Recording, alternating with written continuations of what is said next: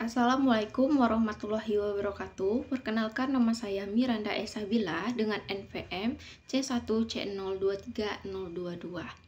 Di sini saya akan membuat video pembelajaran untuk bab yang ketujuh, yaitu tentang transaksi entitas induk dan entitas anakan pada utang. Pada bab ini akan membahas tiga subbab, di mana subbab yang pertama itu ada transaksi utang, entitas anak induk dan entitas anak.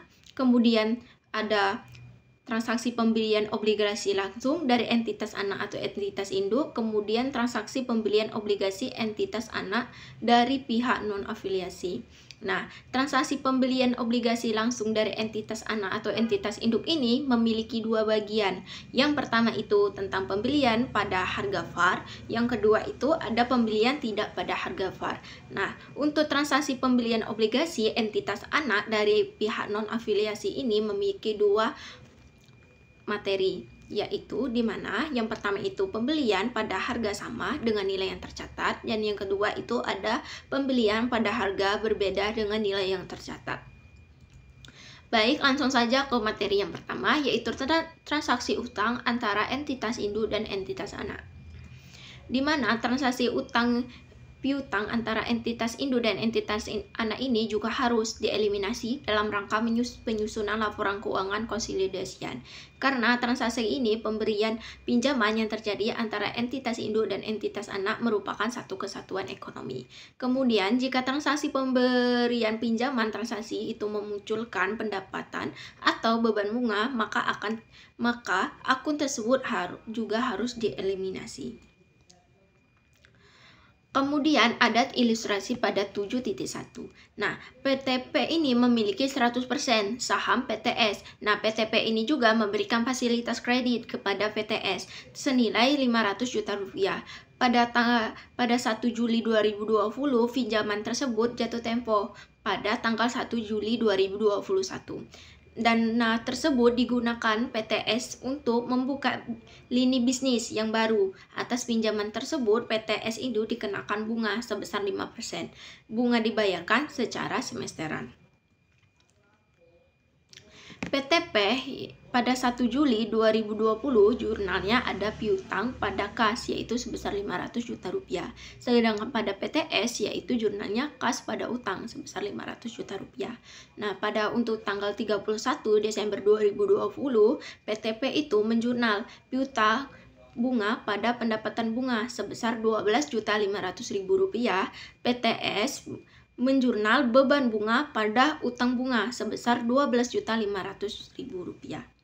Nah, dari PTP itu piutangnya sebesar 500 juta rupiah, piutang bunganya sebesar 12.500.000, untuk pendapatan bunganya sebesar 12.500.000. Untuk PTS utangnya sebesar 500, utang bunganya sebesar 12.500, beban bunganya sebesar 12.500.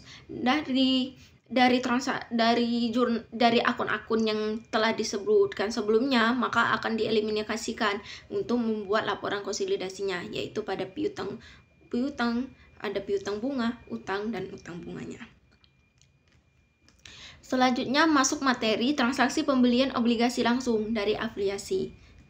Nah, pada transaksi pembelian obligasi, entitas induk dan entitas anak itu dapat terlibat dalam transaksi jual beli obligasi secara langsung dan secara tidak langsung, yaitu dengan melalui pihak non-afiliasi. Kemudian, transaksi memiliki dampak yang berbeda terhadap pencatatan entitas induk dan jurnal eliminasi yang disiapkan.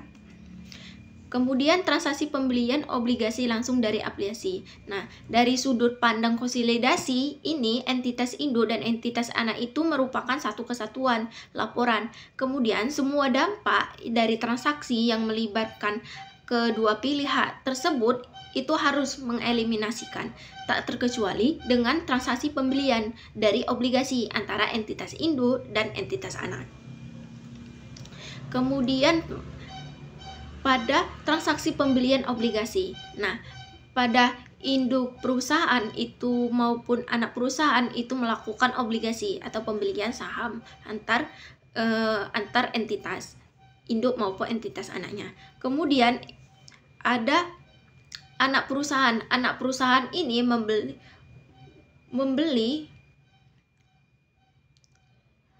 obligasi, membeli obligasi kepada pihak induk perusahaan ini membeli obligasi dari perusahaan anak perusahaannya yang melalui pihak non-afiliasi, berarti melalui pihak ketiga. Sedangkan yang pertama itu secara langsung tanpa ada melibatkan pihak ketiga, sedangkan yang contoh yang kedua ini melibatkan pihak ketiga, yang dimana pihak ketiga ini adalah pihak non-afiliasinya. Kemudian kita akan membahas transaksi pembelian obligasi langsung dari afiliasi, di mana pembelian obligasi pada VAR dan pembelian obligasi pada tidak VAR. Untuk transaksi pembelian obligasi langsung dari afiliasi pada nilai VAR itu ketika entitas dari induk menerbitkan suatu obligasi pada nilai VAR dan dibeli lagi langsung oleh entitas anak, maka diperlukan jurnal eliminasi untuk menghapus akun investasi pada obligasi, utang, obligasi pendapatan bunga maupun beban bunga. Selanjutnya ada transaksi pembelian obligasi langsung dari afiliasi bukan pada nilai VAR. Nah, obligasi ini dapat diterbitkan bukan pada nilai VAR-nya. Hal ini terjadi pada saat kupon dari obligasi itu berbeda dengan tingkat bunga pasarnya. Kemudian ketika kupon obligasi itu lebih rendah dibandingkan tingkat bunga pasar, maka obligasi ini akan diterbitkan pada nilai kupon. Nah, saat kupon obligasi ini lebih tinggi dibandingkan dengan tingkat bunga pasar, maka terdapat premium atas penerbitan dari obligasi tersebut. Kemudian ketika obligasi diterbitkan bukan pada nilai par, maka diskon atau premium yang muncul dari penerbitan obligasi tersebut juga harus dieliminasikan. Kemudian transaksi pembelian obligasi entitas anak dari pihak non-afiliasi.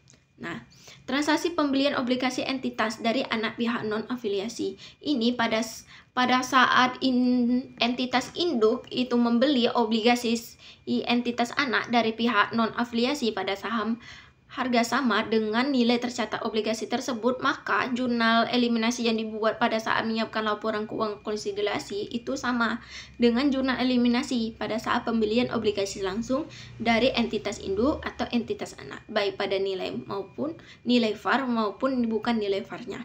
Kemudian investasi pada obligasi, utang obligasi, dan diskon atau premium obligasi itu yang muncul harus dieliminasikan.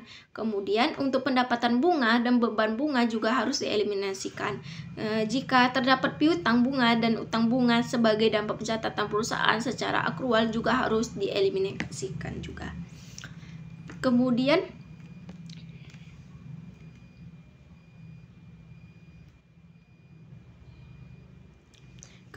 entitas induk itu dapat membeli obligasi entitas anak dari pihak non-afiliasi pada harga yang berbeda dengan nilai yang tercatat obligasi, maka dari sudut pandang konsolidasian itu muncul dari keuntungan atau kerugian dari penarikan obligasinya. Kemudian jika entitas induk itu membeli obligasi entitas anak pada harga yang lebih rendah dibandingkan dengan nilai yang tercatat di obligasi, maka muncul keuntungan penarikan obligasi dalam laporan keuangan konsolidasian. Kemudian sebaliknya dari ketika entitas induk itu membeli pada harga yang lebih tinggi dibandingkan nilai tercatatnya, maka kerugian penarikan obligasi yang harus disajikan dalam laporan keuangan itu konsolidasian.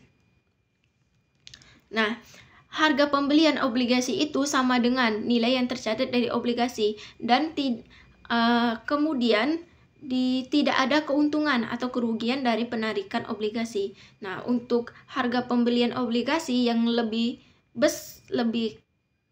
besar dari nilai yang tercatat, maka terdapat keuntungan dari lebih kecil dari nilai yang tercatat, maka terdapat keuntungan dari penarikan obligasi yang dilakukan suatu entitas. Kemudian harga pembelian obligasi yang lebih besar dari nilai yang tercatat, maka akan mengalami kerugian dari penarikan obligasi yang dilakukan.